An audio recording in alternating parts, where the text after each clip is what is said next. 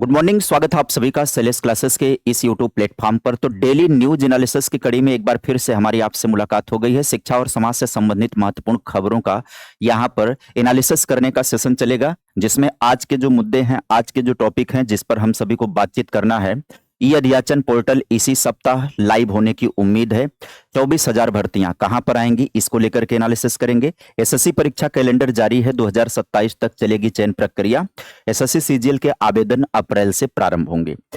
आइए शुरुआत करते हैं। सबसे पहले बात कर लेते हैं, ई अध्याचन पोर्टल इसी सप्ताह लाइव होने की उम्मीद है। आएगी 24,000 भर्तियां। ये बात किसकी चल रही है? उत्तर प्रदेश शिक्षा सेवा चयन आयोग की बात चल रही है। किसकी बात चल रही है? उत्तर प्रदेश शिक्षा सेवा चयन आयोग की बात चल रही है, जहां पर बात की गई है कि माध्यमिक विद्यालयों और महाविद्यालयों के अंदर आवेदन के लिए उत्तर प्रदेश शिक्षा सेवा चयन आयोग का ई अध्याचन पोर्टल तैयार हो गया है। पोर्टल के परीक्षण के बाद माध्यमिक शिक्षा निदेशालय और शिक्षा सेवा चयन आयोग के ओर से बताई गई कमियों को एनआईसी ने ठीक कर लिया है और आयोग के ई अध्याचन पोर्टल को इसी सप्ताह लाइव किए जाने की उम्मीद है। इसके बाद उच्च शिक्षा निदेशालय और माध्यमिक शिक्षा निदेशालय की ओर से उच्च शिक्षा सेवा चयन आयोग की या शिक्षा सेवा चयन आयोग की मांग के अनुरूप सबसे पहले अध्याचन ऑनलाइन फीड किए जाएंगे और दोनों विभागों ने 24,000 से ज्यादा पदों के भर्ती के लिए अध्याचन भेजने की तैयारी कर ली है। ये 24,000 पद कहां पर देखने को मिलेंगे? तो ये 24,000 जो पद देखने को मिलेंगे, ये उच्च शिक्षा के अंदर यानी असिस्टेंट प्रोफेसर के इसमें 800 कुछ पद होंगे और बाकी पद जो होंगे वो टीजीटी पीजीटी के पद होंगे। इसके अलावा तकरीबन 4,000 वैकेंसी जो होंगी संबद्ध प्राइमरी स्कूलों के अंदर भी देखने को मिलेंगी।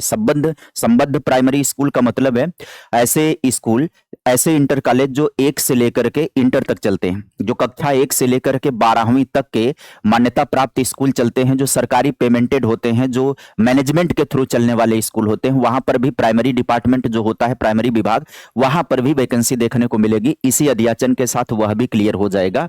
तो ये आप सभी को कंफर्म न्यूज हो गई है।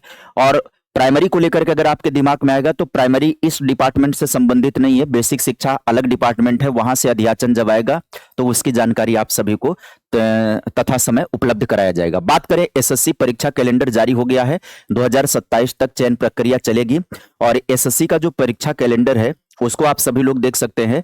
तो सीजीएल जूनियर इंजीनियर परीक्षा जो होगी, अधिसूचना मार्च में और आवेदन अप्रैल तक होगा। परीक्षा मई से जून के बीच होगी। और बात करें अगर हम सिलेक्शन पोस्ट फेज जो है 14 होगा, अधिसूचना मार्च में, मई से जुलाई तक परीक्षा होगी। और सीएचएसएल की बात कर लें तो अधिसूचना अप्रैल में है, आवेदन मई में होगा। वहीं पर बात करें स्टेनोग्राफर ग्रेड सी और ग्रेड डी का संयुक्त हिंदी अनुवादक, अधिसूचना अप्रैल में आएगी, अगस्त से सितंबर के बीच परीक्षा होगी। तो ये पूरी तरह से एसएससी ने अपने टोटल जो कैलेंडर होंगे, कैलेंडर जो परीक्षाएं होनी है वो वार्षिक कैलेंडर उसने जारी कर दिया है। और जो भी विद्यार्थी या जो भी अभ्यर्थी पात्र होंगे, अपने विषय योग्यता या संबंधित जो पद होंगे उसमें योग्यता रखते होंगे, वो अप्लाई करेंगे। इसके अलावा बात हम कर लें, दिल्ली में एमटीएस के 714 पदों पर नियुक्तियां की जाएंगी। एमटीएस पद जो हैं दिल्ली के अंदर मल्टीटास्किंग स्टाफ के 714 पद आएंगे।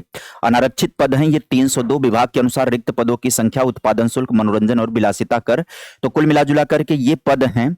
और इन पदों को देखा जाए तो कुल मिलाकर के 714 पद हैं। ऑनलाइन आवेदन की अंतिम तिथि है 15 जनवरी 2026। ऑनलाइन आवेदन की अंतिम तिथि है। और यहां पर चयन की प्रक्रिया क्या होगी? प्रारंभिक परीक्षा, मुख्य परीक्षा और दस्तावेज सत्यापन के आधार पर योग्य उम्मीदवारों का चयन होगा। योग्यता क्या होगी? मान्यता प्राप्त शिक्षा बोर्ड या संस्थान से 10वीं पास या समकक्ष योग्यता हो। वेतनमान 18,000 से लेकर के 56,900 रुपए है। आयु सीमा में न्यूनतम 18 वर्ष से लेकर के अधिकतम 27 वर्ष से कम उम्र नहीं होनी चाहिए। 200 प्रश्न बहुविकल्पी प्रकार के होंगे। प्रश्न पत्र में सामान्य जागरूकता, सामान्य बुद्धि, तर्क क्षमता, अंकगणितीय और संख्यात्मक क्षमता, हिंदी भाषा, अंग्रेजी भाषा से 40-40 प्रश्न होंगे। परीक्षा की अवधि 2 घंटे होगी। प्रत्येक गलत उत्तर पर 1/4 अंक काट लिया जाएगा। 1/4 का निगेटिव मार्किंग है यहाँ पर। आवेदन शुल्क मात्र 100 रुपए होगा। एससी एसटी वर्ग और महिलाओं दिव्यांगों के लिए कोई शुल्क देय नहीं होगा। शुल्क का भुगतान स्टेट बैंक ऑफ इंडिया के ई पे से यानी कि इलेक्ट्रॉनिक पे से, ऑनलाइन पे से यहाँ पर पेमेंट किया जा सकता है। आवेदन प्रक्रिया करने के लिए DSSB के वेबसाइट पर जाकर के आवेदन प्रक्रिया को कंप्लीट किया जा सकता है। आइए बदलाव की बात करें तो बिहार में नेट पास ही अब पीएचडी कर सकते हैं। इससे पहले क्या था? सभी विश्वविद्यालयों को राज्यपाल ने निर्देश दे दिया है यूजीसी गाइडलाइन का पालन करना जरूरी होगा। इससे पहले क्या होता था? उसके बारे में बात कर लें तो पीएचडी डॉक्टर ऑफ फिलॉसफी में नामांकन के लिए छात्र छात्राओं को अब नेशनल एलिजिबिलिटी टेस्ट उत्तीर्ण करना अनिवार्य हो गया। राज्य के विश्वविद्यालयों में पीएचडी को लेकर के यूजीसी की गाइडलाइन 2025 में लागू होगी। राज्यपाल सह कुलाधिपति आरिफ मोहम्मद खान ने रविवार को लोक भवन के सभी विश्वविद्यालयों के कुलपतियों की बैठक में इससे संबंधित यूजीसी गाइडलाइन पालन करने का निर्देश दिया है। पहले क्या होता था, पहले यह प्रक्रिया एमए के आधार पर एक परीक्षा होती थी, परीक्षा के आधार पर जाकर के पीएचडी का कार्य हो जाता था। अब नेट अनिवार्य हो गया। बात करें एनएमडीसी स्टील में ट्रेड अप्रेंटिस के 40 पद रिक्त हैं, आप सभी को पता हो गया इसको। यहां पर इलेक्ट्रीशियन ट्रेड में जो आईटीआई सर्टिफिकेट प्राप्त किए हों ये उसमें अप्लाई कर सकते हैं। आगे बात कर लेते हैं बीईएल में ट्रेनी इंजीनियर 50 पदों पर अवसर प्राप्त हो रहा है। बीईएल का मतलब है भारत इलेक्ट्रॉनिक लिमिटेड में कोटेद्वार यूनिट में ट्रेनी इंजीनियर के 50 पदों पर भर्ती के लिए आवेदन आमंत्रित किए गए हैं। यहां पर जो पद हैं ये पद यहां पर दिखाई पड़ रहे हैं। योग्यता क्या होगी, विश्वविद्यालय या संस्थान से संबंधित ब्रांच में बीटेक या बीई या बीएससी इंजीनियरिंग की डिग्री हो।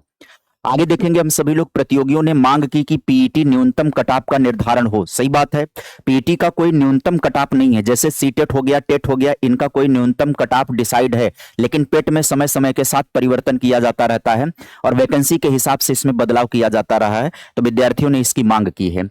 आरक्षण और निवास प्रमाण पत्र तिथि ने बढ़ाई अभ्यर्थियों की चिंता। ये बात चल रही है किसको लेकर के, जूनियर एडेड सहायक स्कूल हाई स्कूल के छात्रों में वर्ष में जो है प्रधानाध्यापक और सहायक अध्यापक भर्ती में कट ऑफ जारी होने के बाद अब अभिलेख के माध्यम से जारी निर्देश में कई प्रतिभागियों की चिंतित हो गए हैं। प्रधानाध्यापक पद के लिए अभ्यर्थी जो है यहां पर क्लियरली दिखाई नहीं पड़ रहा, बस यहां पर समझ लीजिएगा कि सहायक अध्यापक और प्रधानाचार्य पद के लिए कई अभ्यर्थियों के कुछ अभिलेख अपूर्ण हैं। सभी अभ्यर्थियों को सहायक अध्यापक जो संस्कृत के लिए आज होने वाली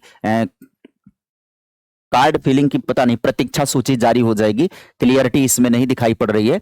एक और महत्वपूर्ण खबर है, आप सभी लोग सोशल मीडिया का इस्तेमाल करते होंगे तो इंस्टाग्राम के 1,75,000 यूजर्स का डाटा लीक कर दिया है। हैकर्स पासवर्ड रीसेट करने के लिए ईमेल भेज रहे हैं। सुरक्षा एजेंसियों ने कहा यूजर्स सावधान रहें, तो आप भी सावधान रहें। अगर आप इंस्टाग्राम का इस्तेमाल कर रहे होंगे तो ये जो हैकर है ना वो आपको ईमेल भेज रहे हैं कि आप अपना पासवर्ड अपडेट कर लीजिए, रीसेट कर लीजिए। जैसे ही आप जाएंगे रीसेट करने के लिए लिंक के द्वारा तो आपकी आईडी हैक कर ली जाएगी। तो सतर्क रहें अगर आप सोशल मीडिया का इस्तेमाल कर रहे हैं तो आपके जो पर्सनल डाटा है, आपके फाइल मैनेजर से जितने फोटो वीडियोज वगैरह हैं, आपके डॉक्यूमेंट वगैरह हैं, ये लीक कर दिए जाएंगे। तो सतर्क रहें अगर आप सोशल मीडिया का यूज कर रहे हैं तो खबरों का सिलसिला आज के लिए यहीं पर समाप्त करते हैं। मिलते हैं आप सभी से कल फिर एक नई वीडियो के साथ, तब तक के लिए bye bye, take care, thank you.